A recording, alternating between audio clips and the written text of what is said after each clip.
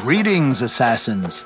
My name is Simon, I'm Associate Game Director on Assassin's Creed Shadows, and today we're gonna go through a comparative gameplay walkthrough showcasing both stealth and combat for our two protagonists. You ready? Set, parkour down! We start off playing as Naoe as she approaches Nijo Castle in the city of Kyoto. We're also playing in the new immersive mode, which means everyone in Japan is speaking their own native language, but everything is subtitled. Give that mode a try, it's pretty cool. Like any castles in the game, this place is full of gear and resources ripe for the taking, and we are free to go about it any way we choose. And so we choose to eliminate this poor Ashigaru soldier. Don't worry, he's with the bad guys. Okay, let's observe our surroundings and get our bearings.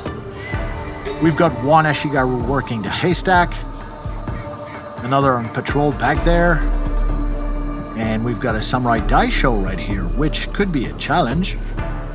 And there's the alarm bell, which, trust me, if you pride yourself as being a stealth player, you don't want anyone to ring that bell.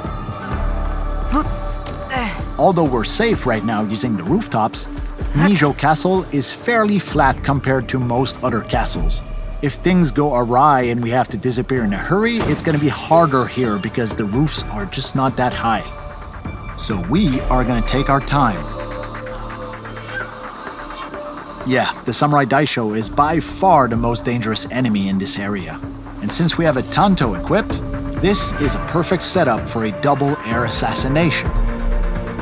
Well, almost. Like I said, this daisho is pretty strong, but no matter. A quick change of headgear with a particular perk that gives us one additional chunk of assassination damage on all air assassinations should do the trick. Oh yeah. Okay, that's a good start. Let's crouch in the shadows for now and see what happens. Vanishing in the shadows only works whether you're crouched or prone, so keep that in mind. Okay, as long as this guy stays far away, he's not much of a threat, so kunai to the face it is. And while this other guy is busy reloading his Teppo rifle, we go up, and he goes down. Beautiful. Okay, moving on to the next section. Using Observe Mechanic once again, we can see that there is quite a lot more enemies here. A few Ashigaru, a sniper, a couple servants, but I think we have a pretty obvious next move right here. Next customer, please. There's a lot of open space right in front of us, and it will be hard to close that distance without being seen. Perfect opportunity to call upon our ally Genojo and some of his exploding tricks. Okay, time to go to work. Tanto and Hidden Blade combo, baby. Oh, looks like we spooked a servant here. Now, these guys won't really fight back, but if they spot you, they will try and find some reinforcement and bring them back to the area they saw you in. But since we have no intention of staying here, this guy is not an immediate threat. So let's just use Eagle Vision and scout the house ahead. Orange are servant and red means military archetypes. Let's make the most out of the shadows here and go around the problem rather than through it. We're probably bypassing a whole lot of loot opportunities right now, but it's the samurai daisho we're after, and so it's the samurai daisho we're gonna get. Wait, is this guy gonna... No. Okay, we're good. Now, about that samurai daisho. Let's use a high-risk tactic here. We're gonna whistle him over to attract him to this shoji door, and using the katana... This is guaranteed to get attention from the outside, so let's disappear out of view and see if anyone shows up. Never stood a chance. Come on, it's cool to be a shinobi. Alright, quick use of the grappling hook to get back to the rooftops. Oh, somebody saw us. Down, boy. And with two sections of Nijo Castle cleared for now, let's make our way towards the Tenshu, which, if you don't know, Tenshus are the biggest, tallest, most impressive structure in any Japanese castle. Word of caution though, the area at the base of any Tenshu is generally very well guarded. This is where the good stuff is. But Simon, I hear some of you say, we know already about Naoe's cool Shinobi assassin moves. What we want to know is what, if anything, does Yasuke bring to the stealth experience? Fair enough, let's take a look at Yasuke. Same city, same castle, different season, different character, different save file.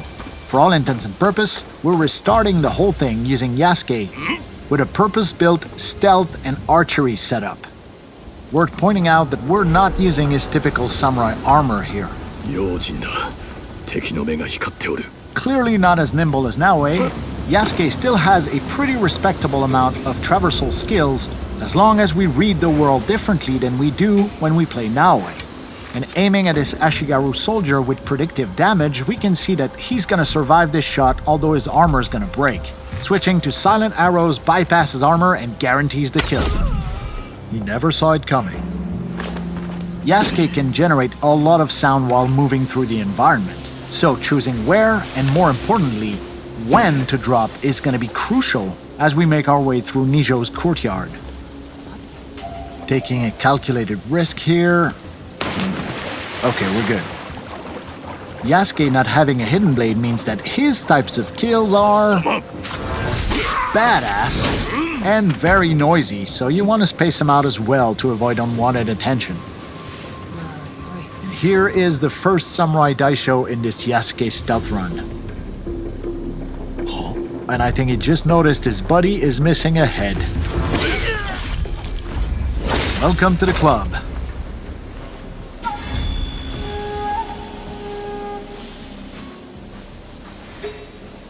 Oh. Silent arrows all day, baby. Oh, and here's a little pro tip. Yasuke's arsenal of weapons mostly relies on the same type of stuff that most samurai would have stockpiled in military setups. So little guard towers like this are always full of arrows and bullets for Yasuke to plunder, making his particular stealth playstyle much more generous than Naoe's more limited and cautious Shinobi tool approach. Now Yasuke does have the ability to climb, although his vertical leaps are more limited than Naoe. Similarly, we can reach most high points like this and use the observe mechanic to tag people, get our bearings, and find where our next objectives are. Yes, he's a lot bigger and a little slower than Naoe, but once you get a hang of his controls, Yasuke is a lot of fun. Ooh, let's use pro navigation here and avoid being seen. This allows us to stay hidden while on the move, just like Naoe does. Okay.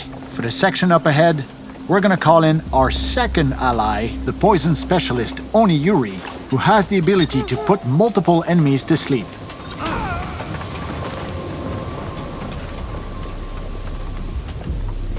Yeah, no poison for you. Courtyard clear. Time to move into the house. Little fun fact about Oniyuri's poison clouds, they will affect any other enemy who investigate those bodies and will also make them fall asleep. And since Yasuke does not have eagle vision, whistling in a door frame is a sure way to get the attention of whoever might be lurking behind a door and get the drop on them. Hi. We previously saw with Naoe that this house during winter is full of people. But here in summer during broad daylight, there was only one samurai guarding a tapestry, which will look infinitely better in our own hideout. Your move, buddy. Yeah, that's a good move.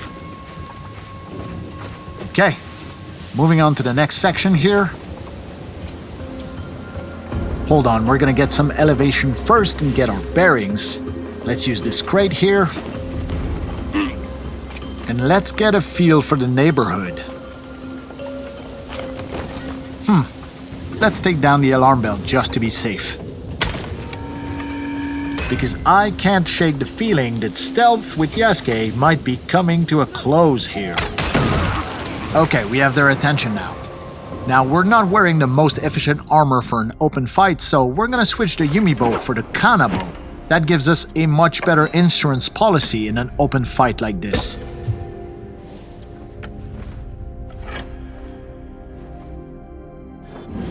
Okay, let's go get it. Oh yeah, you're up.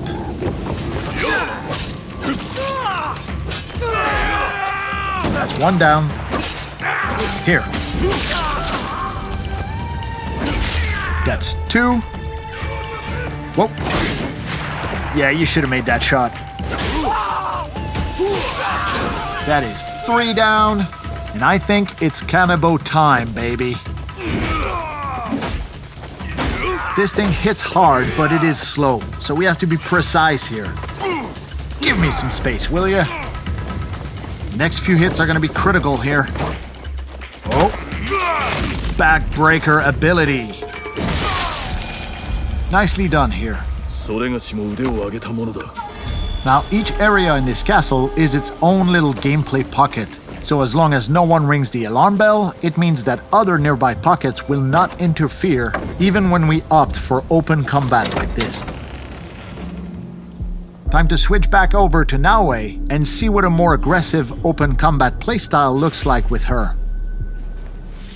First thing first, we gotta switch up our loadout and use perks that are more conducive to that playstyle, such as this headband that allows us to vault over an enemy when we sprint at them in open combat. Let's switch up our outfit as well while we're at it.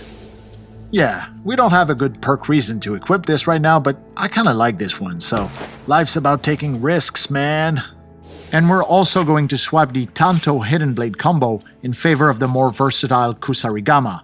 Oh yeah, this one has 60% increased damage over distance.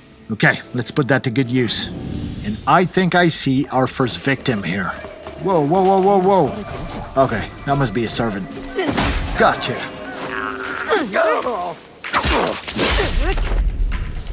One more for good luck. Ah, where did that servant go? Second target acquired. Trust me on this one, you will want to unlock the Kusarigama Rush Assassination skill. You can quote me on that. Quiet approach here, and down he goes. Observe mechanic. This identifies a secondary target we've been tracking for a while now. Wait, yeah, it was a servant, because we can see them coming back with a bunch of reinforcements. So we're gonna dispatch Yaya to take care of that distraction. She should have no problem dealing with these two grunts. I mean, I think. Yeah, she's got this. Okay, here we go. Pull the trigger too fast on this one. Deflect plus manual vault over, but with this headband perk we got on, we just have to sprint at the enemy and it auto vaults over. Nice little perk. Whoops, sorry about the barrels. Ow! Hup! Yo, I'm over here.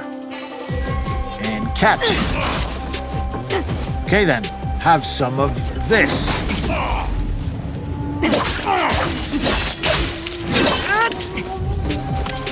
Hey, Yaya comes in with the assist. Okay, we're gonna deploy some tricks here. Can't assassinate him in smoke, but he won't see this coming either.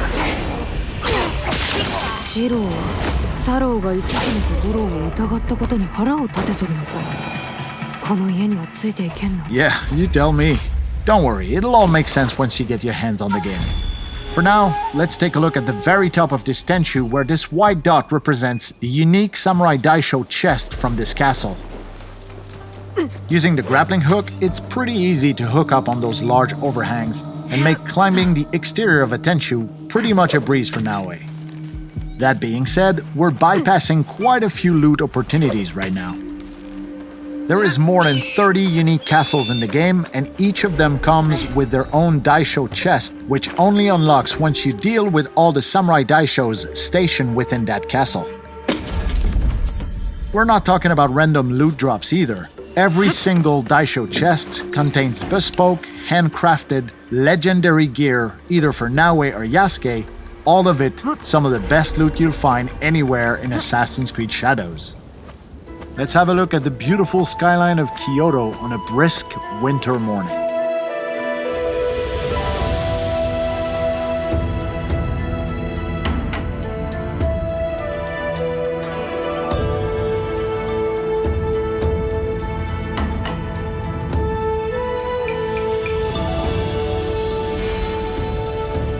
Using the observe mechanic on top of a synchronization point like this will reveal nearby points of interest.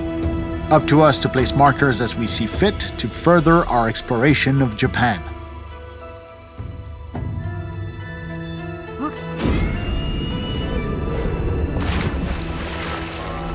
Okay, so we've seen both Naoe and Yasuke's stealthier sides, and we've seen what aggression looks like for Naoe. Now, let's switch over to our samurai and see what we can muster from a full frontal aggressive assault with Yasuke. Once again, it's time to shake up our loadout with much more aggressive weapons. Okay, first we're gonna pick the Naginata here, which is excellent for crowd control. And because stealth will not be an option here, let's use the Teppo rifle for maximum range efficiency as well. We expect stiff opposition here, so using a full-on armor set with a perk that allows Yasuke to parry unstoppable attacks makes a whole lot of sense. And to literally cap it off, a matching samurai helmet with a perk that deals 50% damage on parries. Look, I don't want to jinx it, but I think we got this. Okay, are we ready? Knock knock. Yep, you're done. Oh ho ho ho!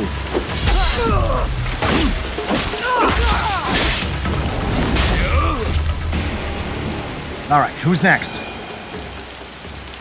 Okay, I think we're just gonna beeline straight to our target here. Oh, sniper on the right. Calling in Yagoro. He'll take care of that sniper while we are running straight into the dragon's mouth. This is gonna be good. Hello, Takahashi Shiro. We've been looking for you. Come on, what you got, big man? Right, we can parry these. There you go. No, you don't.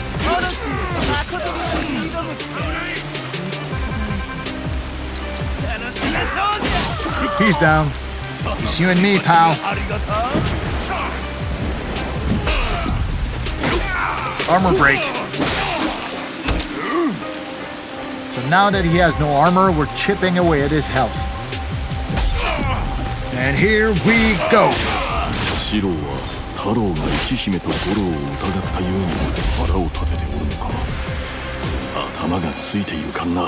Yeah, I know. People will just have to untangle that mess for themselves. Okay, not bad. Here's to a job well done. 2 daishos dead and 1 secondary target off the board. Now, we've seen Naoe climb the exterior of a Tenshu with ease and agility, but when it comes to Yasuke, sometimes it can be easier to just take the stairs and climb all the way up. You'll find plenty of loot, the occasional straggler, and most awesome of all, you'll be able to enjoy our fantastic sound design. Just listen to that rain.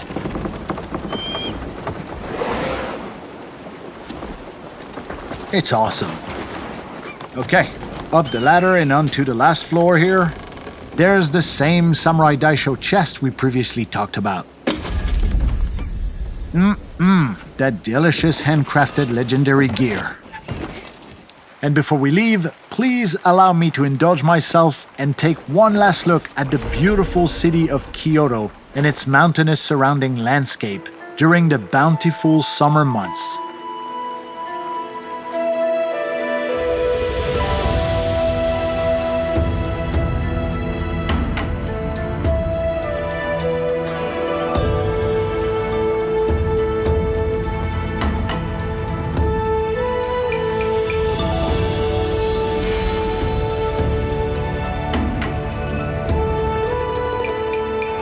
this concludes our comparative gameplay walkthrough for stealth and combat between Yasuke and Naoe. For everyone at Ubisoft, we hope you'll join us on the streets of Feudal Japan very soon. Have a good one. See ya!